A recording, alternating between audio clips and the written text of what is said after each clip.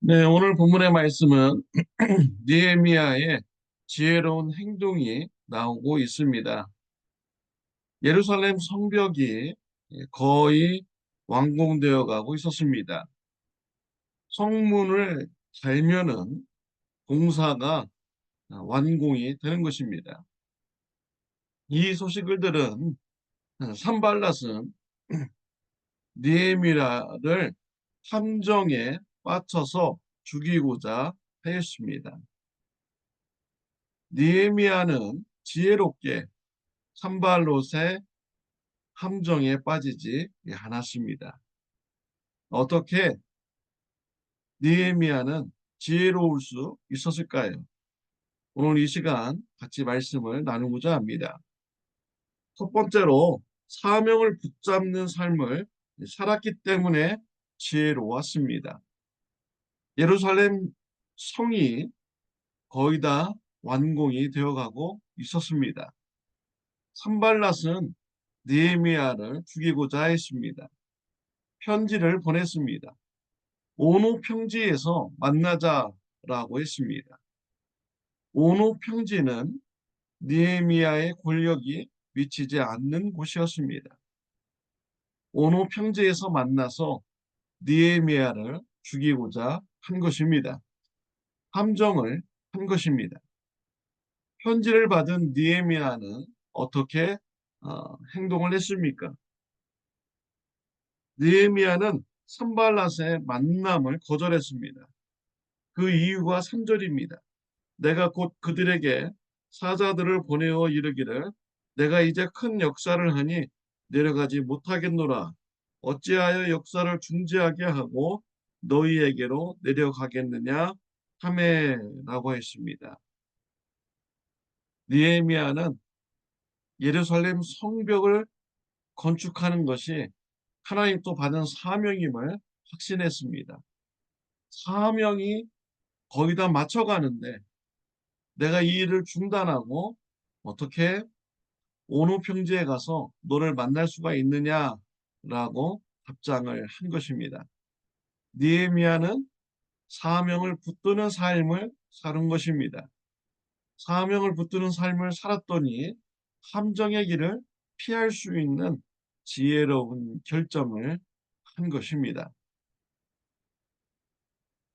사명의 길이 느헤미야를 지혜롭게 만든 것이지요. 산발랏은 여기에서 포기하지 않았습니다. 4번 연속해서 계속 오노 평지에서 만나자고 편지를 보냅니다. 이쯤 되면은 이상한 것이죠. 이 사람이 왜 자꾸 나를 만나려고 할까? 전에도 나와 감정이 안 좋은 사람인데 왜 자꾸 만나자고 할까? 이쯤 되면은 파악될 수가 있는 것이죠. 무슨 음모가 있구나. 나를 죽이려고 하는구나. 라는 것을 알 수가 있는 것이죠.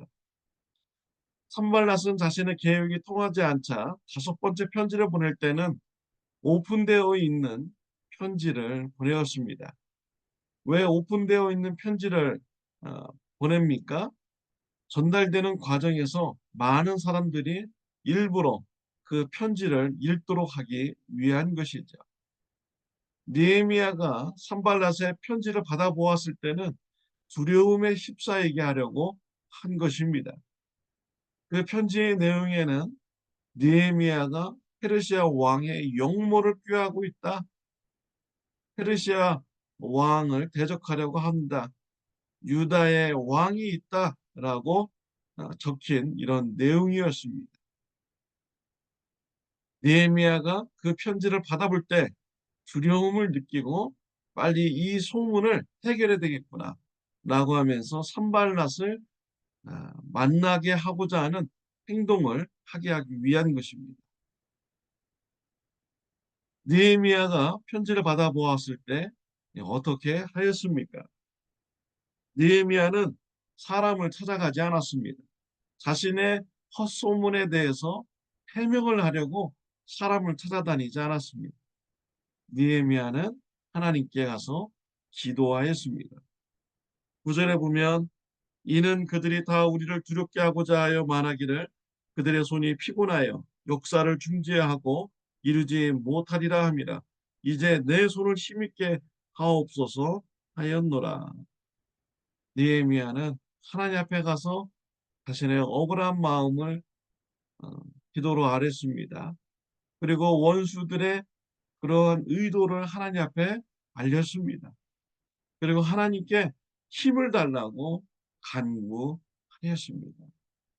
하나님 앞에 나가서 기도하였기 때문에 산발랏을 만나지 않는 이런 지혜로운 결정을 하게 된 것입니다. 하나님 앞에 나아가 기도하는 삶, 우리를 지혜롭게 이끌어가게 합니다. 느헤미야와 같이 사람 찾아다니지 말고 사람에게 해명하지 않고 하나님 앞에 나가서 하나님 앞에 아뢰며 호소하고 하나님께 기도하는 삶으로 지혜로운 삶이 되시기를 바랍니다. 산발랏은 자신의 계획이 통하지 않자 또 다른 계획을 세웠습니다. 스마야 제사장을 뇌물로 매수를 한 것입니다. 스마야 제사장이 느헤미야 앞에 나타나지 않았습니다. 그자 느헤미야가 스마야에게 무슨 일이 있나 하고 집에 찾아갔습니다. 스마야가 거짓 예언을 하였습니다. 산발랏이 당신을 죽이려고 합니다. 우리 성전에 가서 숨읍시다. 라고 거짓 예언을 했습니다. 이때 느헤미야가 어떻게 행동을 했습니까? 11절 말씀에 보면은 내가 이르기를 나 같은 자가 어찌 도망하며 나 같은 몸이면 누가 외소에 들어가서 생명을 보존하겠느냐 나는 들어가지 않겠노라 하고 라고 했습니다. 느헤미야는 성전에 들어가지 않겠다라고 했습니다. 그 이유는 나 같은 사람 들어갈 수 없는 곳이기 때문이다 라는 것입니다. 성전은 누구만 들어갈 수 있습니까? 율법에 보면은 제사장만이 들어갈 수 있습니다. 제사장만이 성전에서 외소를 들어갈 수 있고요. 또 성전의 내소는 지성소는 오직 대제사장만 들어갈 수 있다라고 율법에 기록되어 있습니다. 하나님의 말씀에 그렇게 기록이 된 것이죠. 느헤미야는 하나님의 말씀에 순종하기를 결단한 것입니다. 그래서 성전에 들어갈 수 없다라고 말을 한 것입니다. 하나님의 말씀에 순종하기로 결단하는 이런 행동을 하니 제사장 스마야의 진심을 알아보게 되었습니다. 스마야의 진심은 12절에 있죠. 깨달은즉 그는 하나님께서 보내신 바가 아니라 두비야와 산발락에게 뇌물을 받고 내게 이런 예언을 함이라라고 했습니다. 스마야가 뇌물을 받았구나. 산발락과 연결이 되었구나라는 것을 느헤미야는 깨닫게 됩니다. 느헤미야가 성전에 들어가서 숨으면 느헤미야의 그런 오점이 생기게 되는 것이죠. 느헤미야가 하나님의 말씀에 불순종했다. 하나님의 말씀을 어겼다라고 하면서 죄를 지었다라고 하면서 이스라엘 백성들에게 알려지게 됩니다. 느헤미야의 지도력이 떨어지게 되는 것이죠. 리더십이 추락하게 되는 것입니다. 더 이상 느헤미야를 따르지 않게 되는 것이죠. 그러면 예루살렘 성벽 건축이 중단하게 되는 것입니다. 이런 것을 다 깨닫게 된 것이죠. 하나님의 말씀에 순종하고자 결단하니 악한 이런 모습이 깨닫게 된 것입니다. 느헤미야는 이때 어떻게 했습니까? 14절에 보면 하나님께 나와서 기도했습니다. 내 하나님이여 도비야와 산발락과 여선지 노아에다와 그 남은 선지자들 곧 나를 두렵게 하고자 한 자들의 소행을 기억하옵소서 하였노라. 하나님 앞에 나가서 원수들을 맡겼습니다. 원수 갚는 것은 하나님께 믿습니다. 하나님께 맡기면 때가 되면 하나님께서 심판하여 주시는 것이죠. 느헤미야의 지혜로운 행동은요, 기도를 통해서 지혜롭게 된 것입니다. 하나님의 말씀에 순종하였기 때문에 지혜롭게 되었습니다. 또한 사명을 붙드는 삶을 살았기 때문에 지혜롭게 되었습니다. 저와 여러분들도 느헤미야와 같은 은혜가 임하시기를 바랍니다. 말씀에 순종하시길 바랍니다. 사명을 붙드시길 바랍니다. 기도하는 삶이 되시길 바랍니다. 지혜가 풍성한 삶이 되시기를 바랍니다. 기도드리겠습니다.